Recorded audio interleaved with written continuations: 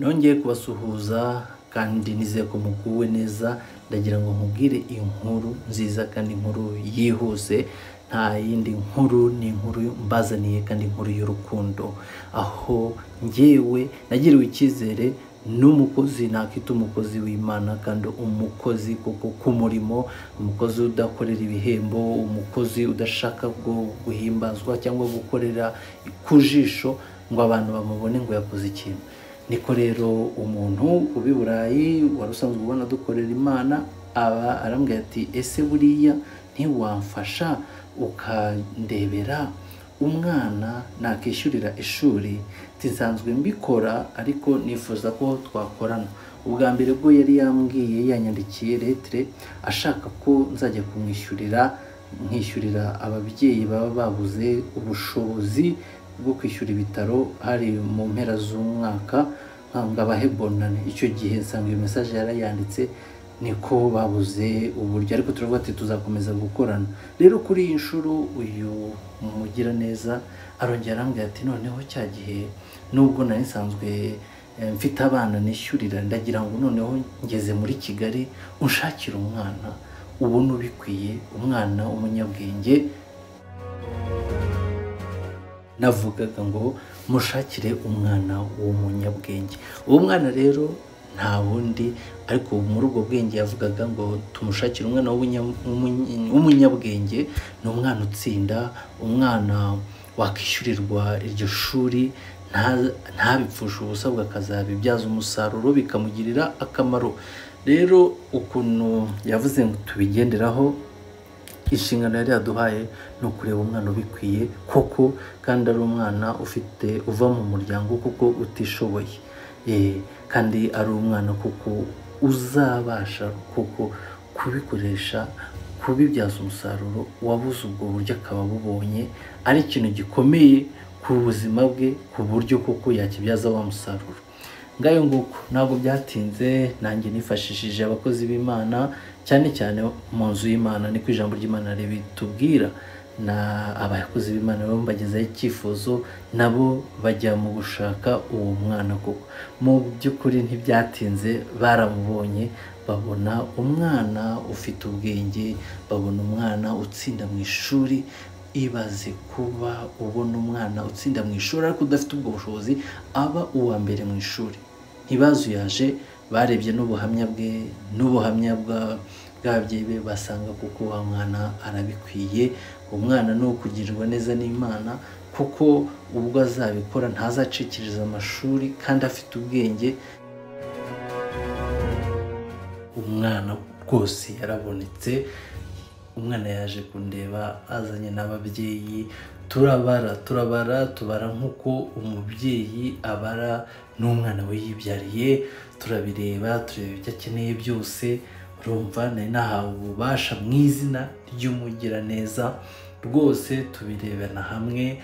Ntekereza ko uwo mwana, uburyo nari ndi kubikora nk'umuntu watumwe, ariko numvaga nanjye ubwanjye nk'ukuntu nabyemeye ngo mbikore, ntabwo nabikoraga nkanjye, ahubwo numvaga ndi kuza muri iyo shusho ya wa mubyeyi, uyu mwana kuko adafite, kuko nari nabashe no kumenya yuko uyu mubyeyi arera uriya mwana wenyine, mbese amurera ariko atabana na se. Ibyo nabyo ni ikindi ngerageza, yaba ari mu buryo bwo kuganira mu mitekerereze, yaba ari uburyo bwo kurebera hamwe iriya lisite. Nyuma yo kumuha ibyo bikoresho, tubasha no kuganira no mu buryo rwose bw'umwuka, uburyo umwana azinjiramo afite ubushobozi bwuzuye. Ngayo nguko nibwo nabwiye umugiraneza ngo ati wa mwana namubonye, umwe twari mwifuzaga mugeze mu gihe cyo gufasha mubo muri Kigali. Arambwira rero ubwo muzabonane, azaduhe ababyeyi, turebe ibisabwa, umwana ajye kwiga kandi Imana ikomere umugisha. Ku bwanjye rero iyo mpaye uwo murimo mbyumva nk'inshuro 100. Nanjye numvaga nyuzwe, nanjye numvaga nishimye kuba hagati muri icyo gikorwa. Rwose umwana nabahaye gahunda, baza kundeba ku kazi, turaganira, ndabumva, ndasohoza ubutumwa nk'uko natumwe.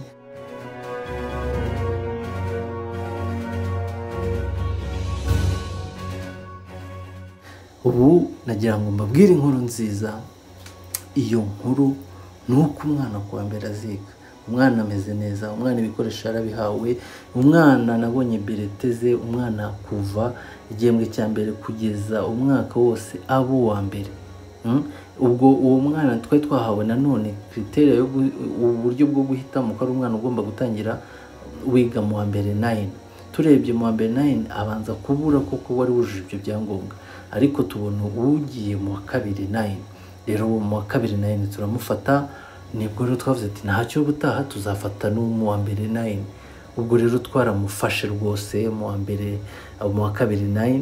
Ngayo nguko yari yaratsinze neza abo wa mbere.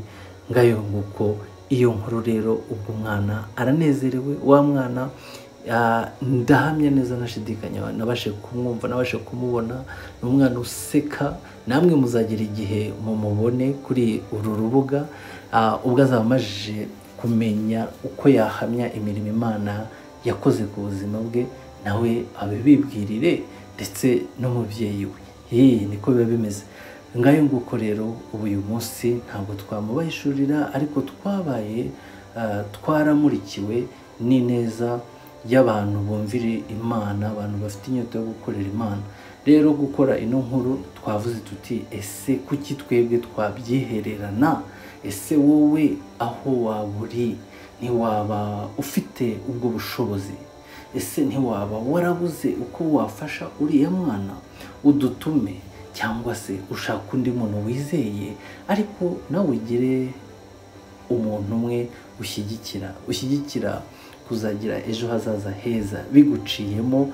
Iyi nkuru rero niyo yari inyungu nyamukuru yo kuyikora, ngo wumve ko uyu muntu yishyuriye umwana 9 ni amafaranga atarengeje amayero 100. Umwana yiga umwaka igihembwe kandi hari umuntu wabimwishyuriye. Uwo mwana nakura azavuga ati hari umugiraneza wongeriye gutya. Muri iyo 9 wamwishyuriye marete, wamuguriye amakaye yose, wamwambitse, wamuhaye agent de poche, wamuha amafaranga yo kwifashisha, wamuguriye tableau périodique, yewe harimo n'itike, buri kimwe cyose mbibabwiye sinabirangiza. Icyo nzi cy'uwo mwana aziga igihembwe cyose kandi azarangiza. Ababyeyi be bamwubahira ko yafashijwe, banamushyigikira. Ibyo byose twabashije kubiganiraho. Rero ntazimbye iyi nkuru ni hano icikirije, ariko nagira ngo ntongere nkubwire nti kugira neza nta mupaka bigira. Akandi kantu kankoze ku mutima cyane ni ukuntu uyu muntu afashe umwana, yavuze ati nta kugendera ku myizerere. Hari igihe umwana yaba ari umuhanga, kuko na Yesu ubwo yafashaga abantu atagendeye ku bwoko cyangwa ku iki, ahubwo yabagiriraga neza kubw'urukundo, barangiza bakizera Imana yabikoze, bigatuma bizera Imana. Rero nubugira neza ntuzanavuge ngo uriya ngo niba tutizera kimwe.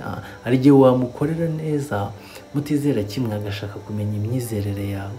Rero ndagira ngo nkushishikarize, ni ukuri niba ufite uburyo bumwe cyangwa ubundi wagirira umuntu neza, umugirire neza.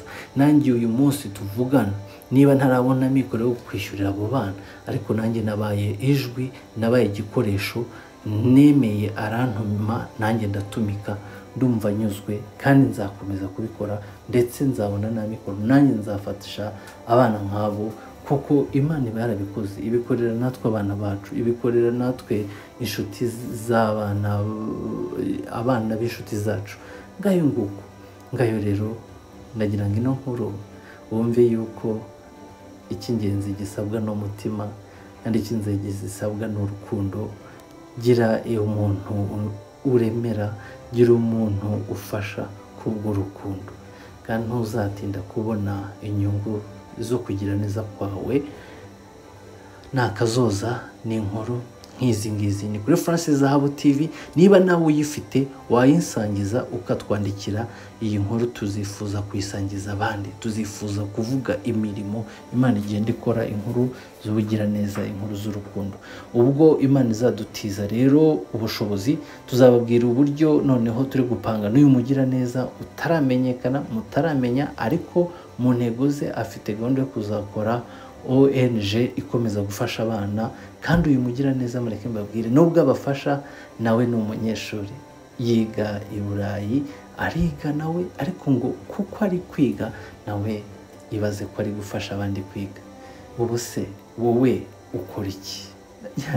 Umva ndakomeza mbikwibutse nko kubita inyundo ku mutima wawe, ariko reka rwose twikubita agashyi dukomeze tubitekereza. Imana imuha umugisha ahari rero, kandi tuzakomeza kumuba hafi. Iyo ONG izabeho kuko n'ubundi iriho, kuko imirimo iri gukora ntabwo izabaho gusa fizikali, ahubwo yaratangiye. Imana imushyigikire. Ikindi icyo gikorwa nacyo cyo mu kwa 12 yaravuze ko azongera akaremera abamama, akabafasha, akabagerageza gufata abamama kwa kundi umwaka urangira hari abamama babuze ubwishyu mu bitaro. Yaravuze ngo tuzagenda surprisingly, dutunguranye rwose, abashe kwishyura fagitire z'abamama. Ntaramenya umubare, ariko umubare w'icyo gihe nari muzi, ariko uyu mwaka sinzi abo azantumaho, ariko tuzagenda tubikore, abo bamama babashe kwishyurirwa, barangiza umwaka batari aho bagakwiye kuba bifuza kutaba, ahubwo basohoke bajye mu miryango yabo, bajye kubana n'ababo bishimye. Rero ndakwinginze ngo niba utarakanda subscribe, ukande subscribe kuri iyi channel. Ni France Zahabu TV. Ni inkuru z'urukundo, ni inkuru zitwigisha natwe kuba twakora ibyiza nk'abandi, ni inkuru zabasha kuduhishurira nyampamvu nziza yo kubaho kuri ubu buzima bwo mu isi, kandi tukabaho tubayeho kuko bikaduhesha amahoro, bikaduhesha umunezero, bikaduhesha no kuba b'umumaro muri sosiyete. Shalom shalom, naho butaha. Ino nkuru isangiza inshuti zawe, andika comment utugire inama, andika comment utubwire icyo ubona twakosora, kandi mu by'ukuri dukundane. Imana ibe umugisha, Imana ibane n'abawe, Imana ibe mu byawe. Peace.